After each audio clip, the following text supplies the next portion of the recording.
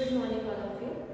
आज का हमारा टॉपिक है मैट्रिक्स या आव्यूह। मैट्रिक्स या आव्यूह,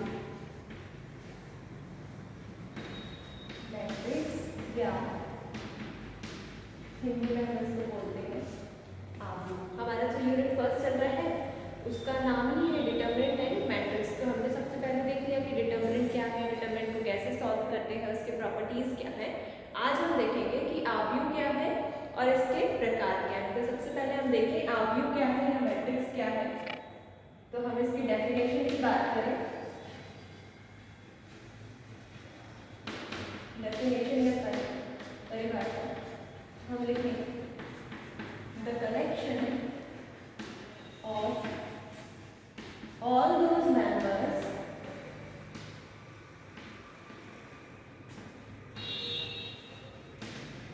which can be arranged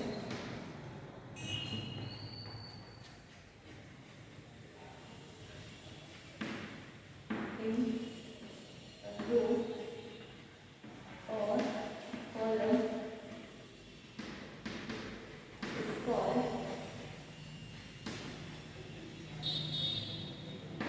matrix.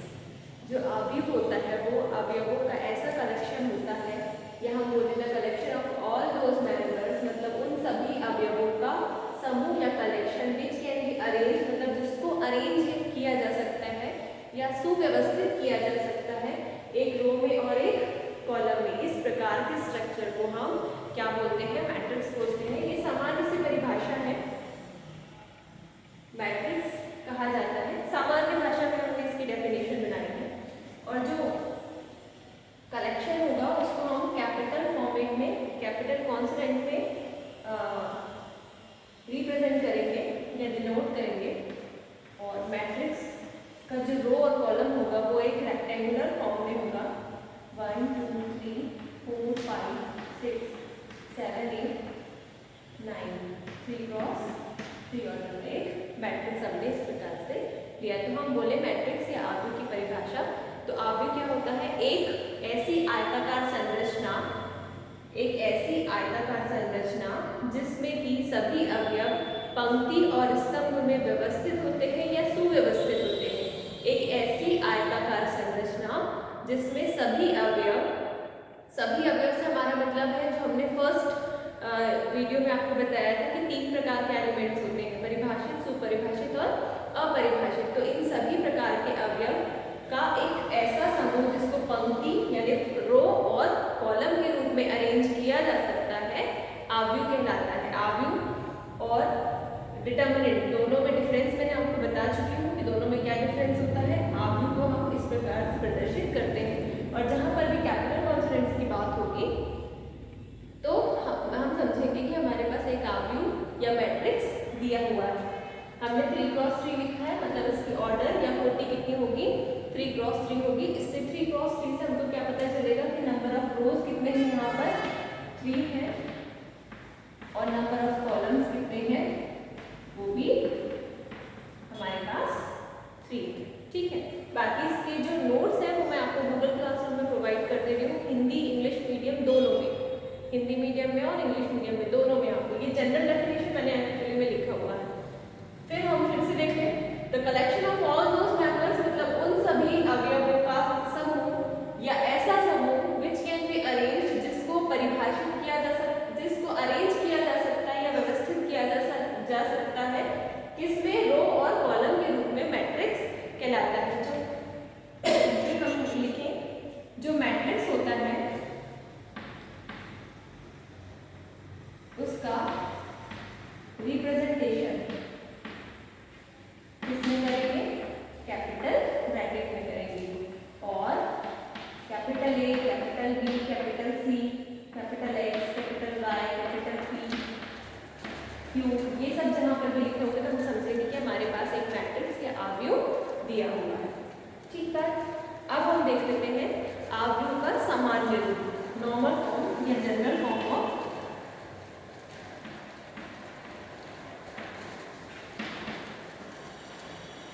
यहाँ मैं रो और कॉलम आपको फिर से नहीं बता रही, क्योंकि मैंने आपको डिटरमिनेंट वाले चैप्टर में अच्छे से एक्सप्लेन किया है कि रो क्या होते हैं, कॉलम क्या होते हैं, ऑर्डर ऑफ मैट्रिक्स क्या होते हैं। आपको बता चुकी हूँ, उसमें नॉर्मल फॉर्म भी मैं आपको बता चुकी हूँ, लेकिन चूंकि मैट्रिक्स का है इसलिए हम यहाँ पर एक बार और रिवाइज कर लें कि नॉर्मल फॉर्म या जनरल फॉर्म क्या होगा,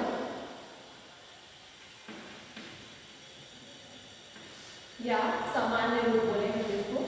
एक मैट्रिक्स मतलब ए ले लिया, वहाँ डेल मतलब डिटर्मिनेंट होता था, यहाँ capital A capital B capital form में जो भी लेटर है उसको हम समझेंगे कि हमारे पास मैट्रिक्स दिया हुआ, कैपिटल ब्रैकेट बना दिया, अब हम अपांक या मॉड्यूलस का साइन बनाते थे, दो ऐसी लकीरें खींच के यहाँ पर हम कैपिटल ब्रैकेट बनाते थे, समझेंगे कि मैट्रिक्स है। इसमें हम एलिमेंट रखते हैं A11 A12 A13 up to कहाँ तक A1n तक। 1n मतलब ये जो 1 1 है वो बता रहा है फर्स्ट रो और फर्स्ट कॉलम का फर्स्ट मेंबर, फर्स्ट रो और फर्स्ट कॉलम का फर्स्ट मेंबर। फर्स्ट रो देखिए दिख रहा है आपको, फर्स्ट रो है फर्स्ट कॉलम है, तो इसका फर्स्ट मेंबर क्या है A12। A12 क्या बताएगा, फर्स्ट रो तो है भाई लेकिन कॉलम कौन सा है, सेकंड कॉलम। लास्ट में ये क्या बता रहा है कि जो ऐसा अवयव जो फर्स्ट रो में तो प्रेजेंट है लेकिन कॉलम नंबर कौन सा है, nth कॉलम, यानी ऐसा मेंबर जो फर्स्ट रो और nth कॉलम में प्रेजेंट है उसको हम यहाँ पर लिख रहे हैं। फिर हम कौन सी रो चल रही है, सेकेंड रो, तो A21 A22 A23 up to A2n, इसी प्रकार से आगे बढ़ते जाए। लास्ट में हमें क्या मिलेगा, 1 आएगा 2 आएगा, अब क्या आएगा 3 आएगा, फिर नेक्स्ट 4 आएगा, तो हम यहाँ लिखते हैं M1 M2। M क्या बता रहे हैं, रो की संख्या। लास्ट नंबर क्या होगा आपका A और ऑर्डर कितना होगा M क्रॉस N। ऑर्डर मतलब आव्यूह की कोटि, आव्यूह की कोटि या ऑर्डर, तो कोटि क्या होगी M क्रॉस N। यहाँ पे ये जो M है वो बताता है हमारे आव्यूह में उपस्थित पंक्तियों की संख्या, नंबर ऑफ रोज, और ये जो n है वो बताता है नंबर ऑफ कॉलम, यानी आव्यूह में उपस्थित स्तंभों की संख्या। तो इस प्रकार से हम देख रहे हैं कि हमारा एक मैट्रिक्स बना। मैट्रिक्स क्या था, एक कैपिटल ब्रैकेट में हमने रो और कॉलम बनाए, रो और कॉलम में हमने एलिमेंट्स लिख दिए, वो तीनों प्रकार के एलिमेंट्स हो सकते हैं, उनका कलेक्शन जो कैपिटल ब्रैकेट में हमने अरेंज किया हुआ है। इस संरचना या इस स्ट्रक्चर को हम क्या बोलेंगे, मैट्रिक्स बोलेंगे। तो हम हिंदी में इसकी परिभाषा देखें, एक ऐसी आयताकार संरचना जिसमें सभी अवयव पंक्ति और स्तंभ के रूप में सुव्यवस्थित होते हैं आव्यूह कहलाती है। The collection of all those members which can be arranged in a row or column is called matrix, या एक रेक्टेंगल स्ट्रक्चर बनाता है उसको हम क्या बोलते हैं, मैट्रिक्स बोलते हैं या आव्यूह कहते हैं। फिर हमने देखा उसका रिप्रेजेंटेशन यानी मैट्रिक्स को किस प्रकार प्रदर्शित किया जाता है, तो कैपिटल ब्रैकेट में या कैपिटल कॉन्सोनेंट्स में हम इसको रिप्रेजेंट करते हैं। फिर हमने देखा ऑर्डर ऑफ मैट्रिक्स, तो m क्रॉस n से या ऑर्डर ऑफ मैट्रिक्स हमको किसकी जानकारी मिलती है, पंक्तियों की संख्या और स्तंभों की संख्या की जानकारी मिलती है, नंबर ऑफ रोज और नंबर ऑफ कॉलम्स, और दोनों का मल्टीप्लिकेशन कर दे, जैसे हम यहाँ पर 3 क्रॉस 3 फिर 3 9, तो हमको किसकी जानकारी मिलेगी कि हमारे मैट्रिक्स में कितने एलिमेंट प्रेजेंट है।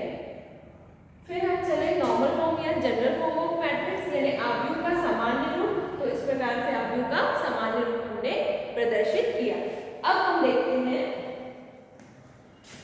कुछ मैट्रिक्स बनाएंगे या मैट्रिक्स बनाना सीखेंगे।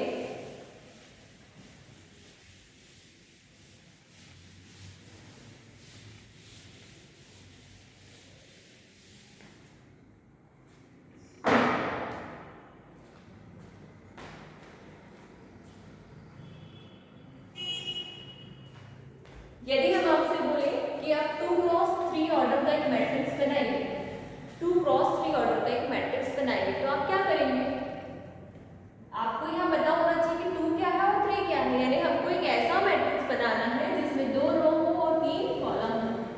तो रोज कितने होंगे 2 और कॉलम कितने होने चाहिए 3। बना दो A इक्वल्स टू 2 रो बनना चाहिए भाई, तो 1 2 3 4, फर्स्ट रो हो गया, सेकेंड रो हो गया, 2 रो है, कॉलम कितने होने चाहिए 3 कॉलम, तो पहला कॉलम तो है आपके पास, दूसरा कॉलम भी है, तीसरा है क्या? नहीं है, तो इंक्लूड कर दे।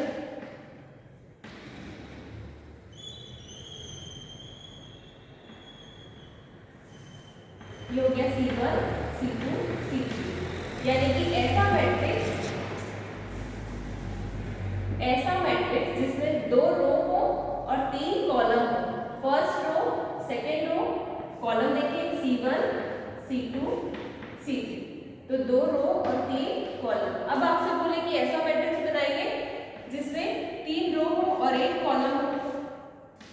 3 रो होने चाहिए और 1 कॉलम होना चाहिए। तो 1 2 3 देखिए इसमें फर्स्ट रो, सेकेंड रो और थर्ड रो। कॉलम कितना है? 1। ऐसा मैट्रिक्स बनाइए जिसमें 1 रो हो और 3 कॉलम हो। तो बनाइए 1 रो हो और 3 कॉलम हो, क्या होगा? 1 2 3 होगा। रो कितनी है? 1 है, पंक्ति 1 ही दिख रही है, कॉलम आपको दिख रहे हैं 3।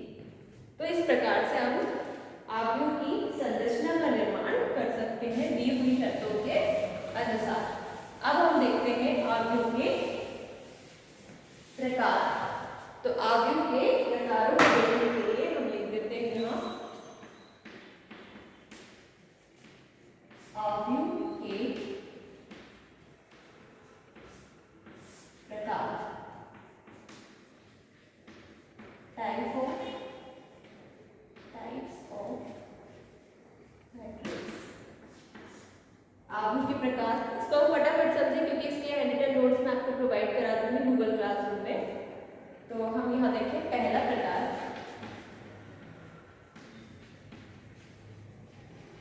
रो मैट्रिक्स, इसको हिंदी में बोलते हैं पंक्ति आव्यूह। तो भाई ऐसा आव्यूह पंक्ति आव्यूह कहलाता है या ऐसा मैट्रिक्स रो मैट्रिक्स कहलाता है जिसमें केवल एक ही रो प्रेजेंट हो, एक ही रो प्रेजेंट हो। रो कितनी है यहाँ पर?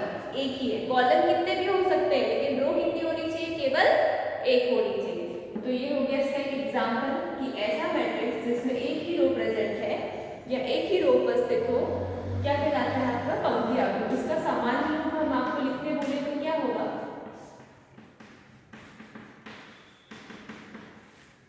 A11, A12, मतलब पहली रो चलेगी A13, कहाँ तक?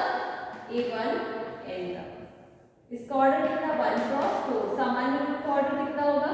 1 क्रॉस n होगा। क्यों? क्योंकि हमारे पास पंक्तियों की संख्या कितनी होनी चाहिए? 1 होनी चाहिए। कॉलम भले कितने भी हो लेकिन हमारे पास पंक्तियों की संख्या कितनी होनी चाहिए?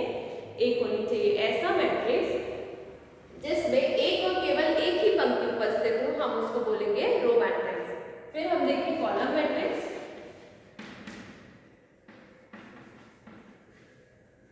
तो कॉलम मैट्रिक्स या हम इसको हिंदी में बोल देते हैं स्तंभ आव्यूह।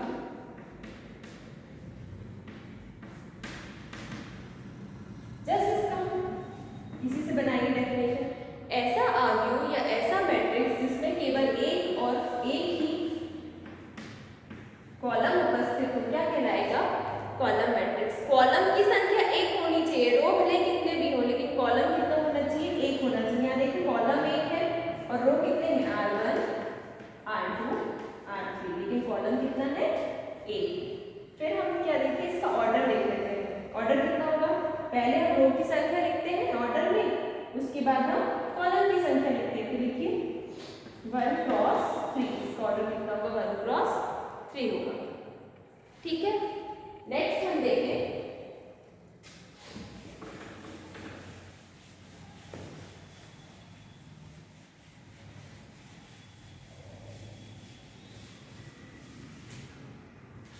रो मैट्रिक्स देख लिया, कॉलम मैट्रिक्स देख लिया। अब हम नेक्स्ट देख लेते हैं स्क्वायर मैट्रिक्स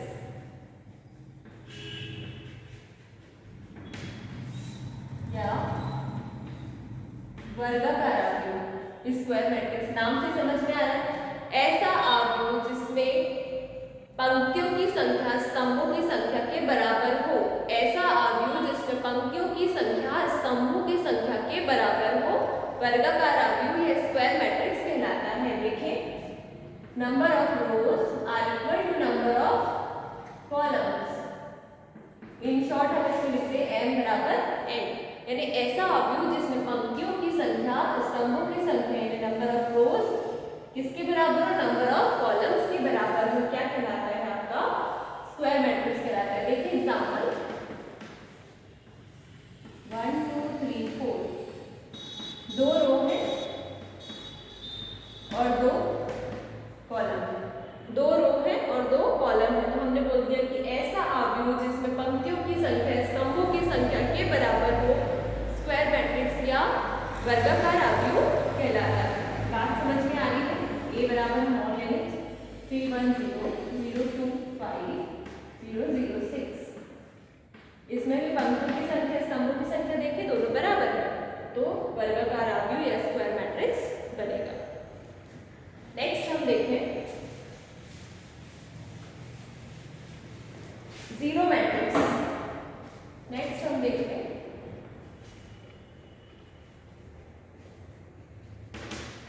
जीरो मैट्रिक्स या शून्य अवयव।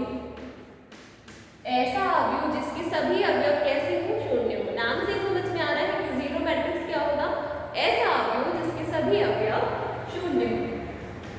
एक मैट्रिक्स ले लिया, इसके सारे एलिमेंट्स हमने ले लिए 0 0 0, तो एक मैट्रिक्स तो बना और उसमें अवयव भी है, पंक्ति भी है, स्तंभ भी है, ऑर्डर भी है, तो ये कैसा मैट्रिक्स हो गया आपका जीरो मैट्रिक्स, यानी ऐसा अवयव जिसके सभी अवयव शून्य हो, जीरो मैट्रिक्स कहलाएगा।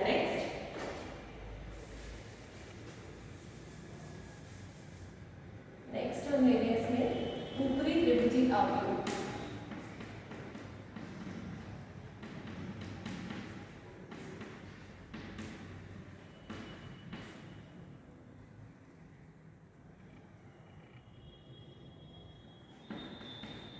अपर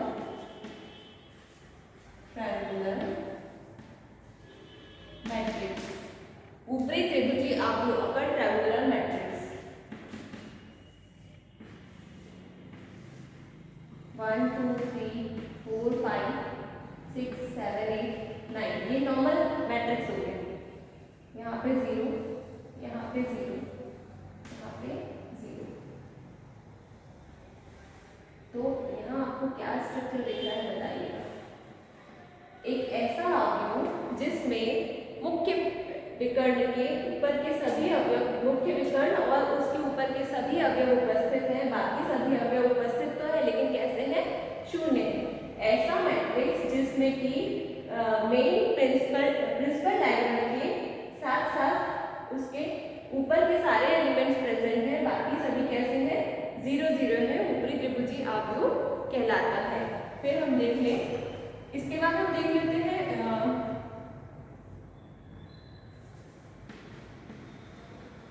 प्रिंसिपल डायगोनल, मुख्य विकर्ण क्या होता है।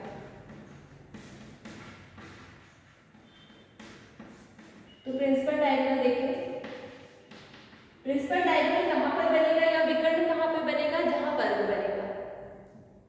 मैट्रिक्स की बात कर रहे हैं भाई, बाकी तो आयत में भी विकर्ण बनते हैं, लेकिन मैट्रिक्स की बात कर रहे हैं।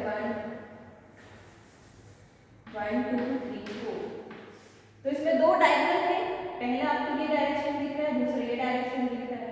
तो ये जो फर्स्ट वाला है ये आपका मेन डायगोनल है या प्रिंसिपल डायगोनल है, मुख्य विकर्ण। एक और एग्जांपल ले लें, 1 2 3 4 5 6 7 8 9, इसमें मुख्य विकर्ण कौन सा है, मेन डायगोनल ये वाला, ठीक है। फिर हम देखते हैं नेक्स्ट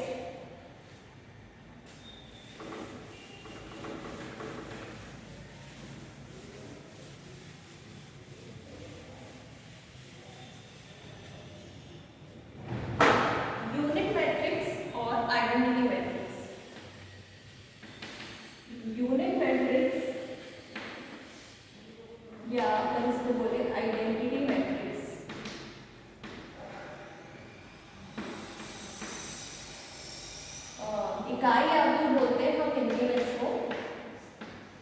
इकाई अवयव या तत्सम अवयव।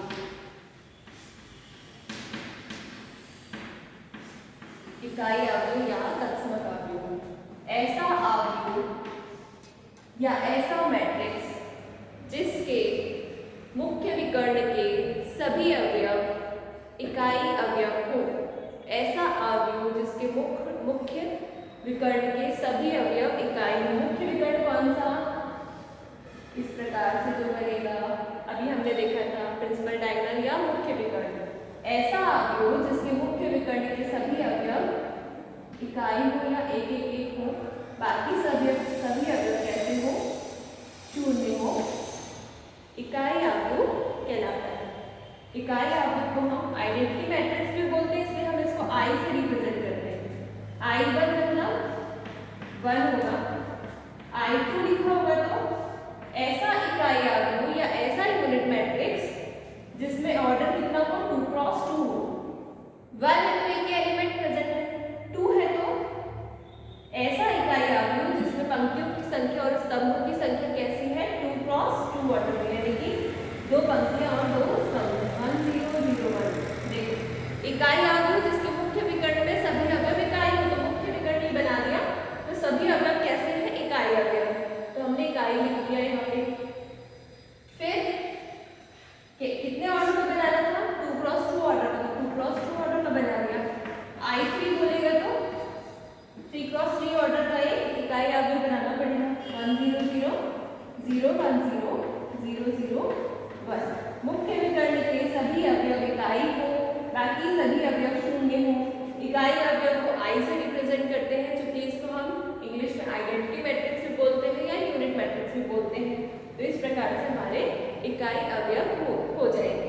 आपको एक एग्जाम्पल में बोलते a प्लस आई का मान a प्लस I2 का मान ज्ञात कीजिए। जहां a बराबर 1 2 3 4 हो, तो आप लिखेंगे a बराबर कितना दिया है? 1 2 3 4। I2 आपको नहीं देगा, सिर्फ बोल देगा इकाई अवयव है, और I2 यानी 2 क्रॉस 2 ऑर्डर का, तो आपको समझना पड़ेगा कि 1 0 0 1। तब हम इसको सॉल्व कर लें। 1 plus 1 2, 2 plus 0 0, 3 plus 0 2 plus 0 2, 3 plus 0 3, 4 plus 1 5। तो ये इसका आंसर होगा। इकाई अवयव हम इस प्रकार से बोलेंगे। अब हम देखें नेक्स्ट।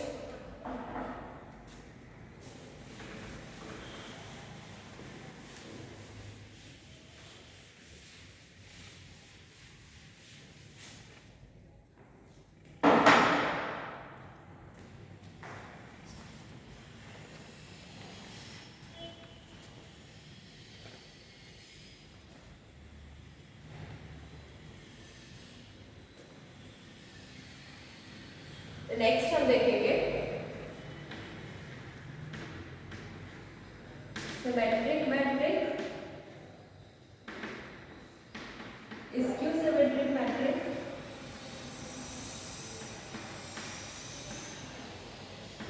और दो हम देखेंगे सिंगुलर मैट्रिक्स और नॉन सिंगुलर मैट्रिक्स। ये 4 प्रकार और हमको इसमें पढ़ना है। अभी हमने इसको मैट्रिक्स की डेफिनेशन देख ली और उसके सिंपल जो प्रकार थे वो हमने देख लिए। ये जो 4 प्रकार हैं इसको हम हिंदी में बोलते हैं सममित अवयव, विषम सममित अवयव, अव्युत्क्रमणीय अवयव और व्युत्क्रमणीय अवयव। ये 4 हमको और इसमें देखना है। तो ये 4 मैं आपको नेक्स्ट वीडियो में प्रोवाइड कराऊंगी, क्योंकि इस पर बेस्ड आपको क्वेश्चन भी पूछे जाते हैं कि शो करके दिखाइए कि आपको जो मैट्रिक्स दिया है वो सिमेट्रिक है, या शो करके दिखाइए, सिद्ध करके दिखाइए कि आपको दिया गया मैट्रिक्स जो है विषम सममित है, अव्युत्क्रमणीय अवयव है या व्युत्क्रमणीय अवयव। तो इसमें आपको क्वेश्चंस भी आएंगे, इसलिए इसको मैं नेक्स्ट वीडियो में आपका कवर करूँगी।